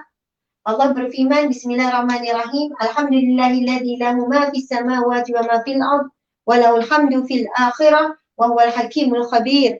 Ya Allah, semua nama Allah belaka. Masya Allah. Maksudnya segala puji bagi Allah yang memiliki apa yang di langit dan apa yang di bumi, dan baginya pula segala puji di akhirat. Dan dialah yang maha bijaksana lagi maha mengetahui. Masya Allah, tuan-tuan dimati Allah sekalian. Ini Alhamd. Ini nama Allah, Ya Hamid. Lillah nama Allah yang kedua. Alladzi lahu ma fis samawati wa ma fil ardi wa lahul hamd. Lagi Allah memujinya dan segala puji baginya. Subhanallah. Alhamd, Allah Ya Hamid, nama Allah lagi. Fil akhirah wa huwal hakimul khabir. Ini pun nama Allah Ya Hakim Ya Khabir. Subhanallah. Okey, tuan-tuan dimati Allah sekalian. Dan surah yang kelima yang Allah mulakan dengan memujinya iaitu surah Fatir. Ayat yang pertama. Alhamdulillahi fatiris samawati wal ard. Ja'ilil malaikati rusulan uli ajnihah. Mathna wa thulatha wa ruba' yazidu fil khalqi ma yasha' innallaha ala kulli shay'in qadir. Subhanallah, tuan-tuan dimati Allah sekalian. Perasan atau tidak? Mari kita tengok apa yang hebatnya apabila Allah memulakan dengan pujian. Kita tengok, cuba bagi perhatian tuan-puan sekalian. Kita akan rasa ini sedikit sangat ilmu. Kita tak tahu ilmu yang tersirat, ilmu yang ini sedikit sangat. Tapi ini pun kita rasa, ya Allah, hebatnya kalamullah. Cuba perhatikan daripada pujian yang pertama. Segala puji bagi Allah, Rabbil Alamin, Tuhan sekian alam. Rabbil Alamin juga membawa maksud pentadbir sekalian alam. Mesti Allah, kita akan tengok ayat selepas ni, Allah memuji apa dia? Berkata, ada kaitan dengan alam. Segala puji bagi Allah, Tuhan yang mentadbir sekalian alam. Alam. Kita tengok pujian yang kedua pula. Alhamdulilladzi khalaqas samawati wal ard wa ja'ala zulumati wan nur. Juga Allah memuji dengan dikaitkan, lepas pujian dikaitkan dengan alam. Segala puji bagi Allah yang menciptakan langit dan juga bumi. Dan dijadikan siang, malam dan juga gelap dan juga terang, siang dan malam, lebih kurang. Subhanallah. Nampak Allah memuji dan Allah mengaitkan dengan ciptaan Allah yang sangat hebat. Iaitu apa? Alam ini. Masya Allah. Kemudian kita tengok surah Al-Kahfi pula. Allah mengaitkan dengan pujian dengan apa? Alhamdulillahilladzi anzala ala abdihi al-kitaba wa lam yaj'al lahu iwaja. Subhanallah. Pujian yang ketiga iaitu Allah mengaitkan dengan Alkitab iaitu Al-Quran yang tidak ada kebengkokan pun, lurus. Cuba kita tengok yang keempat. Alhamdulillahilladzi lahu ma fis samawati wa ma fil ard. Allah mengaitkan sekali lagi pujiannya dengan alam. Segala puji bagi Allah, baginya langit dan juga apa yang ada di langit dan apa yang ada di bumi. Apa yang ada di akhirat, subhanallah. Dan juga kita tengok yang kelima, juga Allah mengaitkan dengan alam. Tetapi Allah mengaitkan juga dengan penciptaan malaikat. Cuba tengok. Segala puji bagi Allah pencipta langit dan bumi yang menjadikan malaikat sebagai utusan-utusan untuk mengurus berbagai macam urusan yang mempunyai sayap. Allah menjelaskan tentang malaikat sebagai utusan. Maksudnya banyak tugas-tugas dia. Yang utusan mengurus berbagai macam urusan. Turunkan hujan, turunkan rizki, turunkan apa, macam-macam lah tentang kematian, tentang pelbagai urusan. Yang mempunyai sayap, ya malaikat itu Allah menciptakan dengan ada sayap. Masing-masing ada yang dua. Itu yang hebat. Ajnihah ni sayap, ada yang dua, masna, wa thulatha wa ruba'. Ada juga malaikat yang Allah ciptakan sayap dia ada 3. Tuan-puan sekalian, kita tak akan nampak dan tak pernah nampak lagi ada burung yang ada sayap 3. Biasa burung semua sayap 2. Masya Allah. Kita tak boleh bayang macam mana malaikat bersayap 3. Dan ada sayap 4. Dan 4, Allah menambahkan pada ciptaannya apa yang dikehendaki. Allah boleh buat apa saja. Allah nak tambah jadi 3, jadi 4. Sesungguhnya Allah Maha Kuasa atas segala sesuatu. Tuan-puan sekalian, di dalam Al-Quran hanya ada 5 surah yang mana Allah mulakan dengan Alhamdulillahirabbil alamin. Segala puji, alhamdulillah, memuji dirinya. Bukan kata kalimah pujian tu tak ada dalam ayat lain, ada. Tapi permulaan surah dia mula dengan memuji. Dan 4 surah Allah kaitkan dengan penciptaannya. Cuma 1 surah yang mana Allah kaitkan dengan Al-Quran. Subhanallah. Betapa hebatnya Al-Quran ini Allah menaikkan, Allah memuliakan. Subhanallah, Allah mulakan dengan pujian. Masya Allah. Kerana alam semua itu, semuanya diciptakan juga di dalam Al-Quran. Masya Allah, tuan-tuan dimati Allah sekalian. Okey, kalimah hamdalah sebagai awal perbicaraan menggambarkan penghambaan manusia kepada Allah. Pengagungan terhadap Allah. pengakuan manusia terhadap segala nikmat dan kemurahan Allah. Pengakuan manusia atas keagungan, kemuliaan dan kesempurnaan Allah Subhanahu wa taala. Okey, kita tengok sikit berkenaan dengan surah Al-Kahfi. Al-Kahf bermaksud gua dan ada juga erti kata yang lain. Dinamakan surah Al-Kahfi juga bersempena surah Ashabul Kahfi yang menunjukkan pada ayat 9 hingga 26 membuktikan kekuasaan Allah yang sangat hebat. Okey, sebelum saya nak cerita berkenaan dengan perkataan tasbih dan tahmid. Okey, ini kita pergi sikit. Tuan-puan dimati Allah sekalian, berkaitan surah ini dengan surah sebelumnya itu surah Al-Isra. Perasan atau tidak? Surah Isra bermula dengan perkataan apa? Subhanallazi asra bi'abdihi lailan minal masjidil aqsa alladzi barakna lailan minal masjidil aqsa ilal masjidil haram. Okey. Kita tahu permulaan surah Isra bermula dengan tasbih. Subhanallazi. Maha suci Allah yang telah memperjalankan hamba-Nya. Kan kita zikir subhanallah, alhamdulillah, kan? Subhanallah. Setelah surah Isra dimulakan dengan subhanallazi, iaitu tasbih.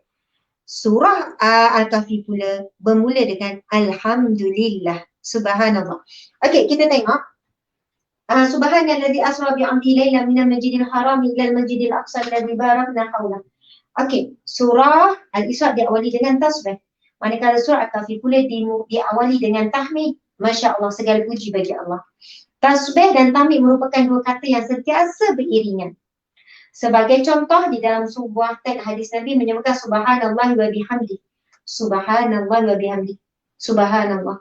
Ini kan satu hadis Nabi menyebutkan subhanallah. Nabi SAW bersabda, Bismillahirrahmanirrahim. Hadis Nabi ni ada yang buat nasyid. Jadi saya ni tak kerti sangat nasyid, boleh sikit-sikit. Sebenarnya suara saya lagi sedap. Tapi sebab sakit gigi jadi kurang sedap. Jadi tuan-puan pun boleh cari dalam internet zikir kalimatan. Sedap kalau saya kadang tu macam sedih-sedih. Bukan nanti sedih lah kan, baru pasang bila-bila lah seronok. Kita macam hai, mendayu, mendamaikan je. Macam tu kan. Okey, bismillahirrahmanirrahim. Kalimatan habibatan ila rahman khafifatan ala lisan saqilatan fil mizan subhanallahi wa bihamdi subhanallahil azim subhanallahi wa bihamdi subhanallahil azim. Dua kalimah yang dicinta oleh Allah, sungguh ringan pada sebutan, namun berat pada timbangan. Maha suci Allah dan pujian baginya, Maha suci Allah yang teragung. Sadaqah Rasulullah sallallahu alaihi wasallam. Itu adalah satu hadis Nabi.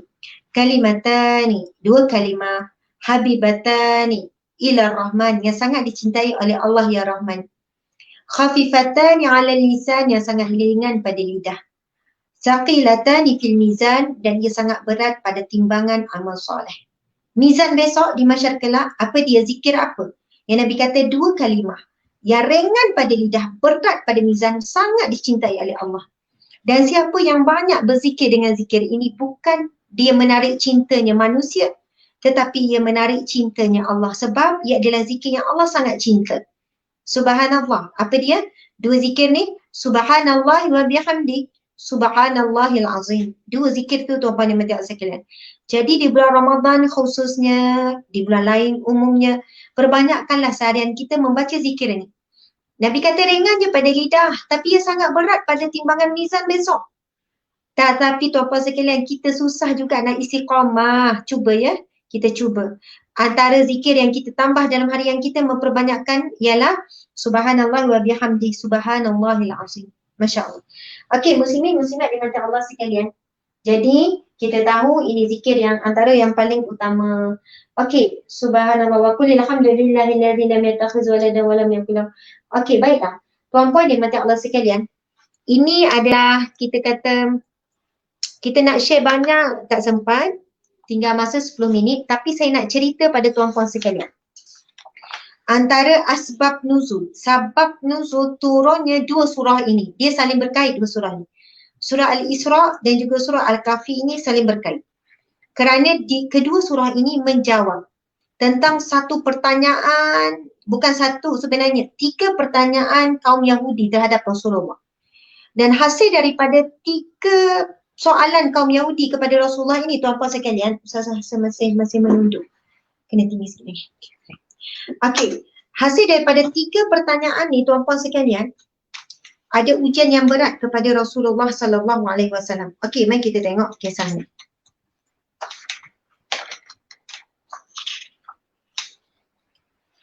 Okey, pada satu hari, subhanallah, pada satu hari, sewaktu Nabi SAW masih di Mekah, dan ketika itu Nabi telah pun menzahirkan dakwah baginda SAW. Kaum Quraisy Mekah diceritakan macam ni dalam tafsir ya, Ibnu Katsir ada, kemudian dalam tafsir apa ni? Tafsir Al-Munir, masya-Allah, dan tafsir Al-Munir Profesor Dr. Wahab Azwaini pun ada kisah ni. Yang mana ketika itu dikatakan Rasulullah SAW berada bersama dengan sahabat-sahabat dalam majlis. Macam itulah, berada dalam majlis bersama sahabat-sahabat. Kemudian datang siapa? Datanglah wakil daripada orang kafir Quraisy. Dan dikatakan orang kafir Quraisy ini adalah orang yang berpengaruh, kedua orang yang mahir dalam bab-bab cerita Bani Israel. Subhanallah. Okey, tapi sebelum itu kita tengok kisah dia. Kaum Quraisy Mekah telah mengutuskan orang wakil untuk bertemu dengan pendeta Yahudi di Madinah. Mereka ni kan, okey, macam ni. Bila dah terzahirlah Islam dan Rasul telah melakukan dakwah secara terbuka, lalu ada yang datang mendengar ni bukan semestinya kerana ingin memeluk Islam, tetapi ramai juga yang hadir mendengar untuk apa? Hadir mendengar untuk mencari keburukan, untuk mencari kelemahan, untuk mencari titik lemah Rasulullah SAW dan sebagainya. Sehinggalah satu ketika ada 2 orang wakil daripada Quraisy ni, kafir Quraisy ni, dia pergi perjalanan yang jauh untuk berjumpa seorang pendeta Yahudi di Madinah. Mekah ke Madinah berapa jarak? Mekah ke Madinah berapa jarak? Bayangkan mereka tempuh perjalanan daripada Mekah ke Madinah tu, tuan-puan dimati Allah sekalian, untuk berjumpa dengan seorang pendeta. Apa maksud pendeta? Ingat tak, ada seorang pendeta ketika itu, pendeta ni masa umur Nabi, umur 12 tahun, kan bapa saudaranya, nama apa pendeta tu? Buhairah. Kan? Masa umur Nabi 12 tahun, Rasulullah pernah dibawa oleh bapa saudaranya Abu Talib untuk menuju ke Syam untuk melakukan, untuk bisnes, untuk perniagaan. Tapi pendeta Buhairah menahan supaya bapa saudara Nabi ni tak bawa Nabi ke Syam kerana dah ada jelas tanda-tanda kenabian. Kan, dengan awan yang mengiringi, lepas tu ada tanda di belakang pendeta Buhairah. Jadi ramai yang tanya, siapa pendeta sebenarnya? Pendeta ni siapa? Tuan-puan dimati Allah sekalian, yang digelar pendeta-pendeta ni sama juga. Ketika Rasulullah dapat wahyu yang pertama kan, apa nama pendeta tu bernama bapa saudara kepada Sayyidatina Khadijah tu. Siapa dah nama? Talib. Bukan. Bukan. Bukan. Samalah juga tu. Maksudnya, tuan-puan dimati Allah sekalian, siapakah pendeta? Pendeta adalah suatu individu yang mana? Warqah. Okey, Waraqah. Betul-betul, Waraqah bin Naufal. Tuan-puan dimati Allah sekalian, pendeta ni gelaran untuk apa? Mereka yang masih lagi berpegang teguh kepada ajaran-ajaran ataupun kitab-kitab yang terdahulu. Mereka inilah antara yang menjaga kitab-kitab sebelumnya. Daripada satu pendeta ke satu pendeta, dan mereka ini adalah golongan yang mana akan dirujuk, akan ditanya, walaupun mereka ini tidak diikuti contohnya. Mereka lah yang masih lagi memegang kuat isi kandungan asal kitab-kitab terdahulu. Taurat, Zabur, Injil. Sebab itu pendeta ini bila ditanya tentang ciri-ciri kenabian, mereka ceritakan secara jujur. Sebab itu Rasulullah ini diketahui oleh pendeta adalah Nabi akhir zaman ketika umur 12 oleh pendeta Buhairah. Kerana pendeta ini membaca dan menjaga kitab-kitab terdahulu, membaca. Dan bila dia tengok, okey betul ini adalah Nabi akhir zaman, ada tanda-tanda jelas kenabian. Tetapi orang kafir, Quraisy, Yahudi, Nasrani, walaupun pendeta ni bagi tahu jelas lah, ya Muhammad itu ada tanda-tanda kenabian daripada dia kecil, mereka tetap menafikan sebab mereka tak boleh terima hakikat Nabi akhir zaman yang paling mulia, yang paling utama lahir bukan di kalangan Bani ataupun di kalangan keturunan bangsa Yahudi, bukan daripada bangsa Bani Israel. Mereka tak boleh terima walaupun pendeta kata ya, dia dah ada cukup-cukup. Bahkan kisah yang bakal saya ceritakan pada tuan-puan sekarang juga, bagaimana Bani Israel menafikan sekali lagi setelah adanya bukti. Masya Allah. Okey. Nak ceritanya, orang kafir Quraisy ni dia pergi jumpa pendeta di Madinah. Dia tanya kepada pendeta tu tentang apa-apa kisah yang dia boleh tanya kepada Rasulullah, yang dia nak pastikan bahawasanya kalau dia pergi tanya pendeta, wahai pendeta, sebab pendeta ni kan dia dah baca kitab-kitab terdahulu, dia tahu dah cerita-cerita yang akan berlaku hari ni. Lepas tu dia kata, berikan aku berapa perkara lah untuk aku tanyakan kepada Muhammad. Kalau Muhammad boleh jawab, maka Muhammad itu benar. Kalau tak, Muhammad itu ahli sihir, Muhammad itu penipu, pembohong dan sebagainya. Tuan-tuan dan puan Allah sekalian, kenapa dua orang wakil ni yang susah payah ni pergi perjalanan dari Mekah ke Madinah? Berapa jarak Mekah ke Madinah? 435. Ya, 435 km, lebih kurang sini ke Terengganu jauh lagi tuan-puan sekalian. Kalaulah nangi unta melibatkan masa lebih kurang dalam 10 hari, 11 hari, itu pun kalau tak berhenti. Maksudnya lama tuan-puan sekalian. Sebab apa? Nak cari kisah dengan pendeta, nak cari soalan daripada pendeta untuk tanya kepada Nabi Muhammad. Dan mereka yang selalu juga hadir dalam kuliah Nabi Muhammad, ceramah ataupun penyampaian ilmu oleh Nabi kita. Tuan-puan dan puan Allah sekalian, Nabi SAW bukan menyampaikan kalau ketika di Mekah ni banyak cerita-cerita. Sebab tu mereka pun nak dengar cerita-cerita. Dan kita tahu Ashabul Kahfi pun cerita juga. Okey, baiklah. Jadi, berdasarkan ilmu yang mereka ada, pendeta Yahudi di Madinah menyuruh dua orang wakil Quraisy bertanya kepada Nabi 3 soalan. Jadi, pendeta ni kata, kamu tanya 3 soalan ni kepada Nabi Muhammad. Kalau Muhammad boleh jawab, dia benar seorang Nabi. Kalau dia tak jawab, dia pembohong, dia penipu, dia pendusta. Kemudian, sekiranya Nabi Muhammad sebaliknya. Okey, lalu pulanglah dua orang wakil ini ke Madinah. Mereka pun menceritakan 3 soalan diberikan oleh Yahudi kepada kaum mereka. Kemudian mereka pun pergi berjumpa dengan Nabi SAW dan bertanya 3 soalan. Masya Allah. Lalu mereka pun pergilah ni. Kan jumpa Rasulullah tanya. Soalan yang pertama. Soalan yang pertama iaitu, subhanallah. Mana soalannya ni?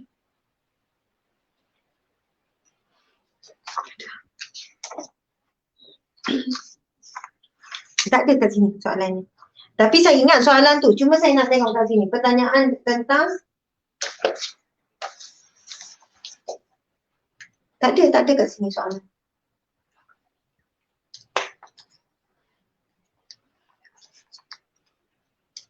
Okey, baiklah. Ini terus jawapan dah ni. Tuan-puan dimati Allah sekalian, soalan tu adalah, ramai lagi yang pertama, tiba-tiba tak ada. Kat sini tak sebut. Okey, soalan yang pertama adalah bertanya tentang roh. Apakah itu roh? Okey, pendeta kata tanya pasal roh. Apa itu roh? Lepas tu soalan yang kedua. Soalan yang kedua pula, diminta bertanya tentang berkenaan dengan soalan pertama tentang roh. Kemudian soalan kedua, iaitu berkenaan dengan tanyakan kepada Muhammad tentang kisah pemuda yang sangat hebat. Tentang kisah seorang pemuda, 7 pemuda. Lepas tu, soalan yang ketiga pula, subhanallah, tuan-tuan dan puan-puan sekalian, pendeta suruh tanya Nabi Muhammad berkenaan dengan kisah seorang lelaki yang hebat pada zamannya yang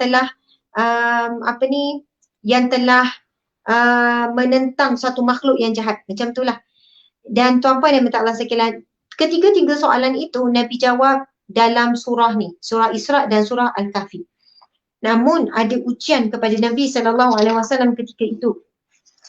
Apakah ujiannya? Subhanallah, tuan-puan yang dimati Allah sekalian. masa tu kan bayangkan ya, dua orang Quraisy ni balik jumpa Rasulullah dalam majlis bersama, ketika itu ramai juga orang sedang perhatikan. Lalu mereka berdua ni bertanya, ya Rasulullah, wahai Muhammad, sekiranya kamu benar, aku ingin bertanya kamu 3 soalan. Yang pertama, apakah itu roh? Beri penerangan kepada kami tentang roh. Soalan yang kedua, iaitu ceritakan kepada kami tentang 7 orang pemuda yang sangat hebat pada satu ketika dahulu. Cerita itu cerita yang disebut di dalam kitab terdahulu, macam itulah. Kemudian soalan yang ketiga, iaitu berkenaan dengan seorang lelaki, seorang pemerintah sekian yang sangat hebat, yang telah mengalahkan sekian-sekian. Lalu ketika itu Rasulullah SAW terus, Rasulullah telah menjawab, Masya Allah, Nabi sebut dalam surah Al-Kahfi, Nabi kata, wala takuna li syai'in fa'ilu dzalika. Sebenarnya ada ayat sebelum tu yang berkenaan dengan perkataan insya-Allah tu dia. Nabi tak sebutkan tentang kalimah insya-Allah dan Allah menegur. Ketika itu Nabi terus menjawab, tuan-tuan yang mati Allah sekalian, Nabi jawab apa?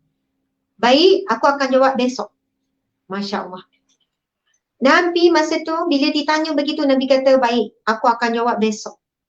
Baiklah, aku akan jawab besok. Dan Nabi lupa untuk menjawab perkataan, menggunakan perkataan insya-Allah. Dan ini perkara penting, tuan-tuan saya kena bagi perhatian.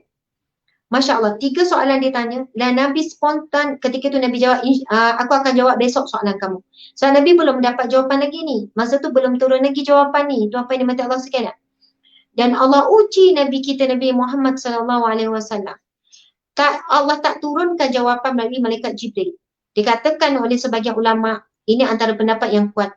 Dikatakan wahyu tidak turun selama 2 minggu. 2 minggu kan? Ya, ada dikatakan 15 hari, ada kata 17 hari. Maksudnya, Nabi tunggu daripada hari, lepas tu esok, Nabi kata esok aku akan jawab. Esok kaum Quraisy berkumpul nak dengar jawapan. Nabi tak boleh bagi jawapan. Lepas tu esok lagi, Nabi tak boleh bagi lagi. Sebab Nabi SAW adalah seorang manusia biasa seperti kita. Namun Allah SWT memulihkan Nabi kita dengan mengangkat menjadi Nabi dan Rasul. Dan apa yang Nabi katakan mesti daripada Allah. Jadi bayangkan situasi ketika itu. Dahlah memang tujuan soalan itu untuk membuktikan bahawasanya Muhammad ni Nabi ke penipu pembohong. Dan memang itu tujuan soalan itu ditanya. Bukan sebab mereka nak tahu. Bukan sebab mereka nak tahu, tak. Bukan mereka ni. Mereka memang nak cari peluang untuk mengejek. Dan Allah uji Nabi kita, Nabi Muhammad SAW. Kerana sedikit kesilapan Nabi, bukan dosa kesilapan Nabi, tak mengucapkan kalimah insya-Allah. Dan ini disebut dalam surah Al-Kahfi ayat yang ke-23 dan 24 yang mana Allah berfirman wala taqulanna li syai'in inni fa'ilun dzalika ghada. Dan jangan sekali-kali kamu mengatakan tentang sesuatu sesungguhnya aku akan mengerjakan ini esok. Illa an yasha Allah wazkur rabbaka idza nasita wa qul asa an yahdiyani rabbi li aqraba min hadza rasyada. Yang bermaksud kecuali dengan menyebut insya-Allah dan ingatlah kepada Tuhanmu jika kamu lupa dan katakanlah mudah-mudahan Tuhanku akan memberiku petunjuk kepada yang lebih dekat kebenarannya daripada ini. Subhanallah, nampak kan? Allah memberi teguran kepada Rasulullah dan teguran ini sebenarnya untuk kita tuan-puan dimati Allah sekalian. Ketika Nabi ditanyakan soalan, 3 soalan untuk menjadikan orang kata bukan batu loncatan, orang panggil apa? Bola tanggung lah. Bola tanggung. Masya Allah. Dan mereka mengatakan kalau Muhammad boleh jawab, dia betul Nabi. Kalau tak, dia penipu pembohong. Dan Nabi terus jawab, aku akan jawab besok. Lalu Allah memberi teguran di dalam surah Al-Kahfi, ayat 23 dan 24. Bismillahirrahmanirrahim yang kita bacakan tadi yang bermaksud. Dan jangan sekali-kali kamu mengatakan tentang sesuatu, sesungguhnya aku akan mengerjakan ini esok. Kecuali dengan menyebut insya Allah. Dan ingatlah kepada Tuhanmu jika kamu lupa dan katakanlah mudah-mudahan Tuhanku akan memberiku petunjuk kepada yang lebih dekat kebenaran daripada ini. Dan pernah juga Nabi Sulaiman alaihissalam, Nabi Sulaiman ditegur berkenaan dengan perkataan insya Allah ni, tuan-puan dimati Allah sekalian. Memang bila kita baca tafsir Ibnu Katsir, tafsir Munir dan beberapa tafsir, perkataan bila dijelaskan tentang peristiwa Nabi tidak menyebutkan insya Allah ni, mesti dikaitkan dengan kisah Nabi Sulaiman juga. Pernah tidak menyebutkan perkataan insya Allah dan Allah tak izinkan. Tuan-puan dimati Allah sekalian. Lepas sehari, lepas sehari, Tak ada jawapan daripada Allah 10 hari. Ketika itu kafir Quraisy dengan gembira, dengan seronok, dengan meriahnya, mereka semua mengatakan, tengok bukti Muhammad tak boleh jawab, Muhammad menipu. Dia kata esok dah berlalu dah 10 hari. Kesedihan Rasulullah ketika itu semakin bertambah-tambah. Tertanya-tanya kenapa Allah tidak menurunkan jawapan, kenapa, subhanallah. Dan makin teruk diejek, Muhammad bukan Nabi, dia pun tak tahu, Muhammad menipu, Muhammad ahli sihir, Muhammad penyair. Subhanallah, pelbagailah bentuk hinaan dan caci maki yang Rasulullah terima. Dan akhirnya, Allahu Akbar, Nabi SAW menerima, dikatakan setelah 15 hari soalan itu, ditanya, ada yang katakan 17, Nabi diberikan jawapan oleh Allah Subhanahu Wa Taala melalui 2 surah ni. Surah Al-Isra dan juga surah Al-Kahfi. Dan apakah jawapannya nanti kita tengok. Tapi sebelum itu, Masya Allah, nak cerita satu kisah berkenaan dengan insya Allah. Iaitu kisah apa? Kisah yang diceritakan oleh Rasulullah SAW, riwayat yang sahih, riwayat Bukhari dan Muslim. Ini riwayat yang sahih tuan-puan sekalian, hadis sahih. Sila duduk. Rasulullah SAW bersabda, berkata Sulaiman bin Daud alaihi salam, Nabi Sulaiman dah ni, berkata Sulaiman bin Daud alaihi salam, malam ini aku akan berkeliling mengunjungi 70 orang isteri. Maksudnya akan melakukan hubungan suami isteri. Nabi Sulaiman kata pada malam ini aku akan mengunjungi 70 orang wanita ataupun isterinya. Tiap perempuan kelak akan melahirkan seorang anak yang akan berperang di jalan Allah. Subhanallah. Sulaiman ditegur oleh malaikat, katakanlah insya Allah. Sulaiman tanpa mengucapkan insya Allah mengunjungi 70 wanita itu, dan ternyata tidak ada seorang pun di antara wanita itu melahirkan anak. Kecuali seorang wanita yang melahirkan seorang setengah manusia. Demi Allah yang nyawaku ada di tangannya. Seandainya Sulaiman mengucapkan kata insya Allah, niscaya tidak gagal dan akan tercapai hajatnya. Dek, cari kelebihan hadis Nabi tentang perkataan insya Allah. Tuan-puan dimati Allah sekalian. Perkataan insya Allah disebut dalam kisah Nabi Sulaiman, hadis riwayat Bukhari dan Muslim, ini hadis yang sahih. Maksudnya cerita ini cerita daripada Nabi yang sahih. Bagaimana pada satu malam Nabi Sulaiman AS menyebutkan, pada malam ini aku mendatangi 70 orang isteriku dan setiap orang isteri akan mengandung dan melahirkan seorang pejuang. Kita kena faham Nabi Sulaiman mendatangi isteri-isterinya yang seramai itu ketika syariat Nabi Sulaiman, syariat setiap Nabi berbeza. Dan syariat ketika Nabi Sulaiman dibenarkan untuk bernikah sampai jumlah 70. Dan tujuan Nabi Sulaiman bukan untuk nafsu. Tapi Nabi Sulaiman menyebutkan untuk melahirkan setiap wanita itu akan lahirkan setiap pejuang agama Allah. Kan? Melahirkan berperang di jalan Allah. Kemudian malaikat menegur Nabi Sulaiman alaihissalam. Katakanlah insya Allah wahai Sulaiman. Namun Nabi Sulaiman terlupa juga nak ucap kalimat insya Allah. Nabi Sulaiman terlupa. Lalu Nabi Sulaiman pergilah mengunjungi 70 orang isterinya. Tetapi diceritakan, Nabi menceritakan tak ada seorang isteri pun mengandung. Hasil malam persetubuhan pada malam tersebut tak ada seorang pun mengandung kecuali seorang. Tetapi melahirkan manusia separuh, maksudnya cacat. Tak sempurna. Lalu Nabi sebutkan, Nabi Muhammad SAW, demi Allah yang nyawaku ada di tangannya, Nabi kata. Demi Allah yang nyawaku ada di tangannya, seandainya Sulaiman mengucapkan insya Allah, nescaya ia tidak gagal dan akan tercapai hajatnya. Tuan-puan yang mata Allah sekalian, antara ilmu yang sangat mahal yang kita dapat hasil daripada tadabbur, juzuk yang ke-15 iaitu berkenaan dengan surah Al-Kahfi. Kan, di mana teguran Allah terhadap Nabi Muhammad SAW berkenaan dengan tidak mengucapkan kalimat insya Allah. Akhirnya Allah tangguhkan untuk diberi jawapan tu, subhanallah, Nabi pun diuji lagi. Tuan-puan sekalian, dalam apa kehidupan kita seharian, kalaulah kita kata kita nak buat sesuatu, mesti kena ikat dengan perkataan insya Allah. Apa maksud insya Allah? Apakah maksud insya Allah? Subhanallah, kalimat insya Allah itu sendiri, apa maksud dia? Maksud insya Allah itu sendiri, ada tak yang kelebihan insya Allah dan sebagainya? Subhanallah. Yang kita faham dari sudut bahasanya, perkataan insya Allah itu sendiri iaitu dengan izin Allah. Membawa maksud juga dengan pertolongan Allah. Ustazah nak lagi ya? Dengan izin Allah, dengan pertolongan Allah, dengan rahmat Allah. Kita ni kadang-kadang tuan-puan sekalian, kita mempermainkan perkataan insya Allah. Kita mempermainkan perkataan insya Allah. Itu yang subhanallah, na'udzubillah min zalik. Contohlah, okey, siap, buat kerja siap ya, insyaAllah lah, kita cakap. Ataupun kadang-kadang kita ni, tuan-puan sekalian, sebab kita nak elak, tak nak panjang-panjang cerita, insyaAllah, insyaAllah, insyaAllah, insyaAllah. Dalam hati tu tak nekat nak buat, tapi sebab apa? Nak siap, nak cepat-cepat nak stop ni. Kita pun, insyaAllah, insyaAllah, insyaAllah. Tengoklah macam mana insyaAllah.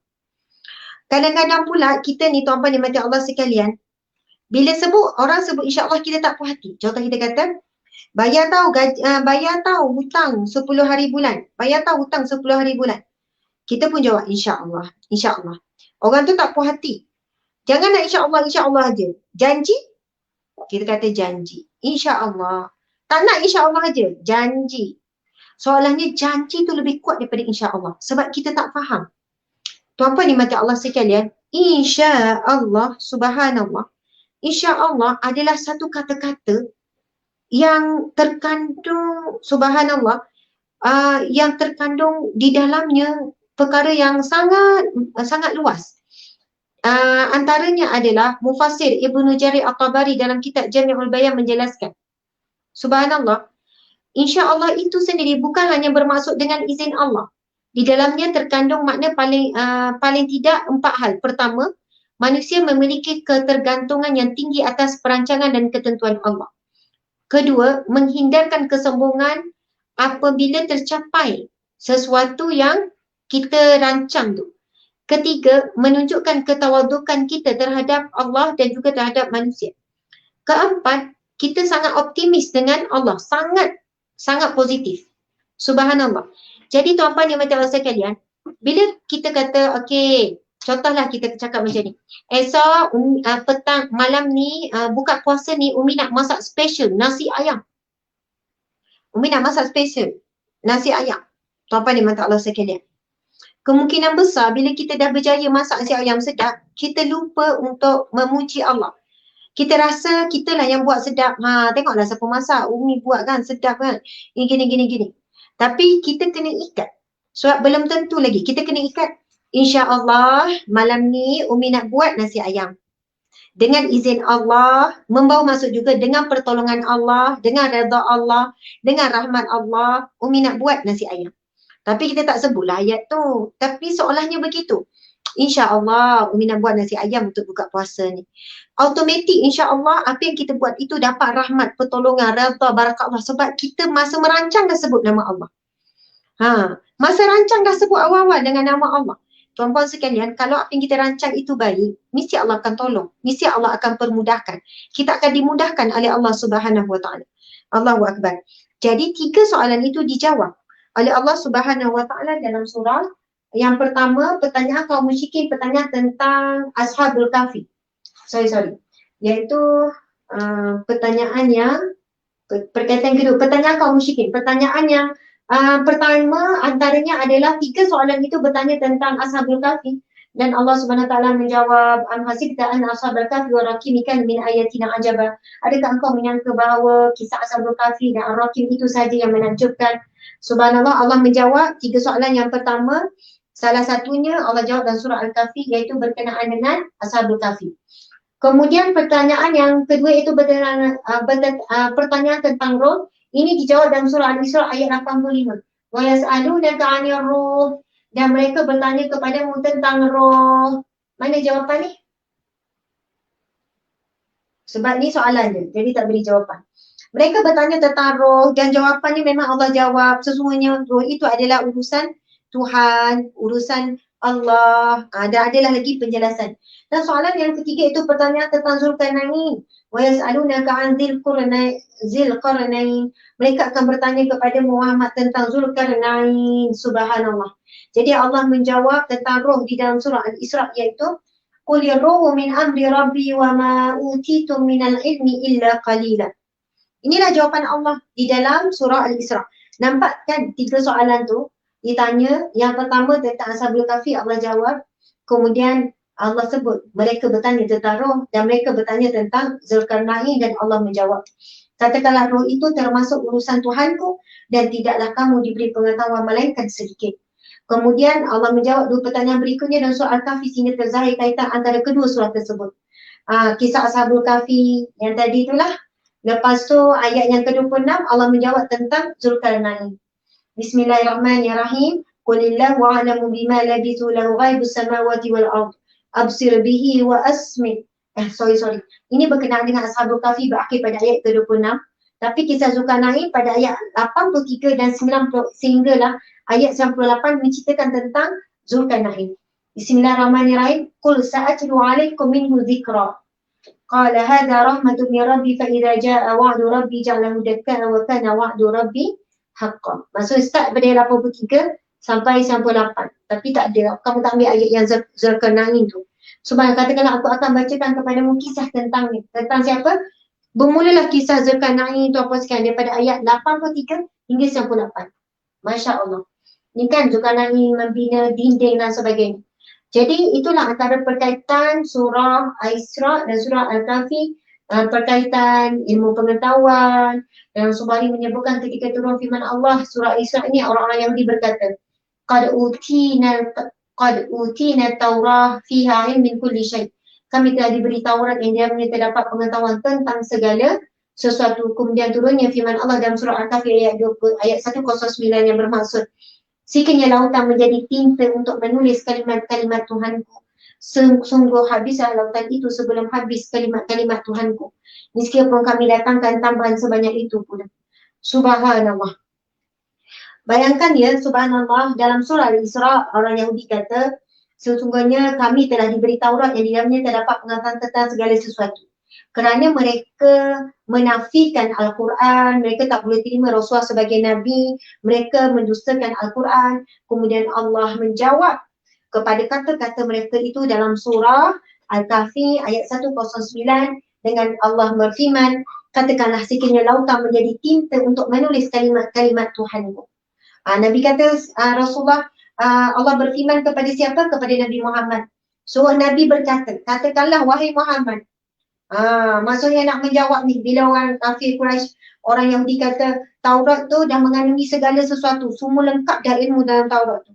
Lalu Allah berfirman kepada Muhammad, wahai Muhammad, katakanlah sekiranya lautan menjadi tinta, seluruh lautan di dunia ini menjadi dakwat, menjadi tinta untuk menulis kalimat-kalimat Tuhanku. Sungguh habislah lautan itu sebelum habis ditulis kalimat-kalimat Tuhanku. Meskipun kami datangkan tambahan sebanyak itu pula.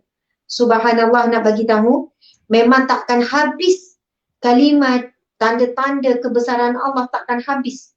Tak pernah habis. Walaupun ditulis kan daripada seluruh lautan itu jadikan tinta pun takkan habis. Begitu jugalah perkaitan yang keempat surah Isra dan juga ni, iaitu janji pada hari kiamat dan sebagainya. Masya Allah, kebenaran Al-Quran, kelebihan surah. Okay, kita tahu antara kelebihan kita beramal dengan surah Al-Kahfi, fitnah Dajjal, macam-macam lah kelebihannya. Kita tak sempat nanti tersama dengan fitnah Dajjal, perkara ajaib boleh berlaku dan turunnya ketenangan. Subhanallah. Subhanallah, tuan-tuan dimati Allah sekalian, ini adalah satu hadis riwayat Bukhari, hadis sahih berkenaan dengan kelebihan surah Al-Kahfi. Yang tadi ni berkenaan dengan riwayat Muslim. Man hafiza 10 ayat min awal surah Kahfi usima min Dajjal. Siapa yang menghafal 10 ayat daripada awal surah Al-Kahfi akan selamat daripada fitnah Dajjal. Kita tahu ini satu amalan kita setiap hari Jumaat kita baca surah Al-Kahfi. Tetapi hafal dan membaca ni bukan hari Jumaat saja. Kita perlu baca setiap hari sebanyak mungkin dan hafal dan menghayati kenapa 10 ayat awal Al-Kahfi itu dikatakan akan selamat daripada fitnah Dajjal. Dan jangan kita fikir fitnah Dajjal akan kita tunggu Dajjal betul-betul keluar. Kuncu-kuncu ataupun askar-askar Dajjal kecil dah ada pun sekarang. Cuma saya nak subhanallah tuan-tuan sekalian, kita sudahi dengan hadis Nabi ni. Bismillahirrahmanirrahim. Daripada Al-Bara bin Azib radhiyallahu anhu katanya, ada seorang lelaki membaca surah Al-Kahfi dan di sisinya seekor kuda yang diikat dengan 2 utas tali. Subhanallah. Ini hadis Bukhari tuan-tuan sekalian. Kita tengok, mungkin kita tak pernah dengar, jarang dengar. Saya dah pernah baca lah, dah pernah dengar. Tapi mungkin ia satu ilmu baru untuk menambah keimanan dan menguatkan amal kita dengan surah Al-Kahfi. Nabi kata ada seorang lelaki membaca surah Al-Kahfi, di sisinya seekor kuda yang diikat dengan 2 utas tali. Kemudian dia nampak awan menaunginya dan awan itu juga menaungi kudanya. Tetapi kudanya lari daripada lindungan awan itu. Keesokannya lelaki itu pergi berjumpa dengan Nabi SAW lalu menceritakan apa yang telah berlaku kepadanya. Baginda pun bersabda, perkara yang berlaku kepada engkau itu adalah as-sakinah, ketenangan dan rahmat yang disertai dengan para malaikat yang turun untuk mendengar bacaan ayat-ayat Al-Quran. Subhanallah.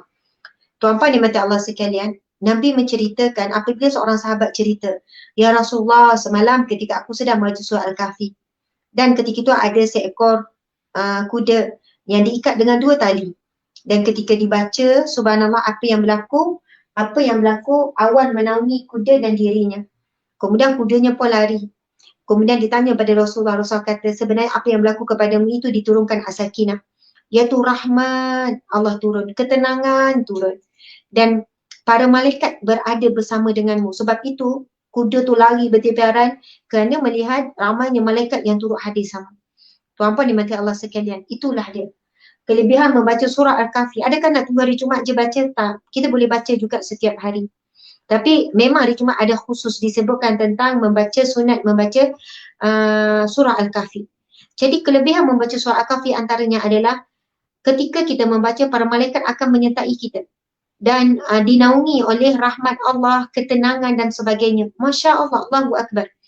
Dan kita tahu surah Al-Kahfi ini juga surah yang telah menenangkan Rasulullah. Surah Isra dan surah Al-Kahfi surah yang telah menenangkan Rasulullah. Setelah Rasulullah diejek, Rasulullah dihina, setelah beberapa hari Rasulullah menunggu jawapan daripada Allah, tak turun-turun jawapan. Setelah Rasulullah dapat menjawab dengan baik. Kan, 3 soalan daripada kafir Quraisy tadi tu. Maka selepas itu ramai yang masuk Islam. Orang yang bertanya itu juga akhirnya mendapat hidayah. Sebab apa? Mereka mula percaya bahawasanya Nabi Muhammad tidak menjawab sembrono. Bukan jawab mengikut akal. Kalaulah kita kan dah cakap esok nak jawab, lepas tu tiba-tiba kan datang dah orang berkumpul nak dengar jawapan. Kalaulah kita ni orang yang sombong, tak mau kalah, mungkin reka sendirilah. Asal dapat jawab je. Okey, soalan pertama sekian. Kalau boleh saya. Tetapi bila Rasulullah tetap menunggu wahyu daripada Allah, Rasulullah tetap sanggup diejek daripada mereka-reka jawapan. Rasulullah sanggup dihina daripada mereka-reka jawapan. Maka di situ juga sebenarnya sebagai bukti bahawa Rasulullah adalah benar-benar Nabi dan Rasul.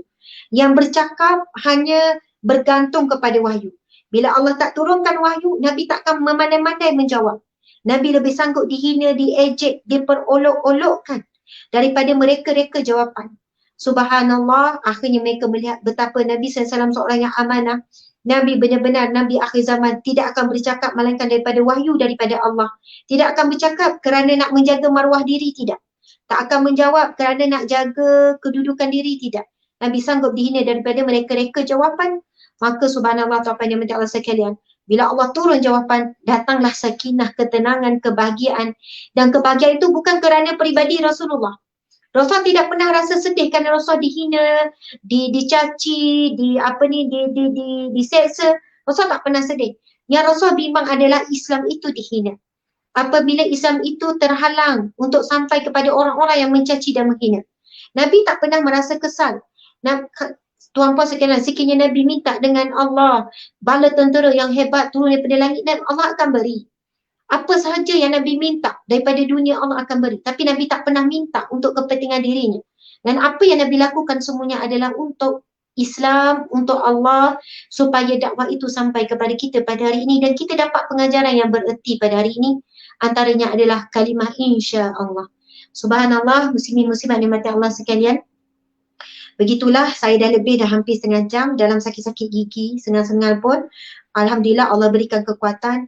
Selepas ini kita cuba beramal, apa pun kita cakap, perancangan mesti kita susun, mesti kita sebut, mesti kita susuli dengan kalimah insya-Allah. Dan jangan mempermain dan memperlekehkan insya-Allah. Itu adalah janji yang paling kuat bagi orang Islam. Seseorang Islam bila menyebut kalimah insya-Allah, dia sedang mengikat kata-katanya dengan nama Allah, dengan izin Allah. Iaitu seolahnya mengatakan, ya, kita akan buat yang terbaik kerana Allah, demi Allah, dengan pertolongan Allah. Jadi janganlah kita mempermain, memperlekehkan dan kita meletakkan perkataan insya-Allah di tempat yang rendah. Sebab kalimat ini disebut di dalam Al-Quran dan juga hadis Nabi SAW. Subhanallah, saya mohon maaf salah dan silap. Terima kasih muslimin muslimat di mata Allah sekalian. Sehingga bertemu lagi, dan jangan lupa ikuti siri dari wanita ke wanita. Pagi pukul 7 ada tadarus, kemudian pukul 2 sampai habis Ramadan setiap hari. Sebenarnya dah bermula dah, kalau tuan-puan nak tengok tadabbur juzuk pertama, juzuk kedua, juzuk ketiga, kan nak tengok tu tadabbur sebelum ni, boleh follow page dari wanita ke wanita yang diuruskan oleh Ustazah Muzayana and the gang, kan, subhanallah. InsyaAllah esok tadabbur disampaikan pula oleh, saya lupa lah Ustazah mana besok, tapi boleh tengok nanti sampai 30 Ramadan, sampai habislah kita tadabbur 30 juzuk. Mohon maaf salah dan silap di atas kekurangan penyampaian, kesilapan ilmu dan sebagainya. Salam 15 Ramadan. Saya doakan, kita doakan sama-sama, mudah-mudahan Ramadan ini adalah yang terbaik dalam hidup kita. Ramadan yang kita buat bersungguh-sungguh, yang kita lalui dengan ilmu, dengan amal, dengan segala usaha iman dan wahtisaban, keimanan dan juga penyerahan diri, muhasabah dan bersungguh-sungguh. Sekian, wabillahi taufiq wal hidayah. Assalamualaikum warahmatullahi wabarakatuh.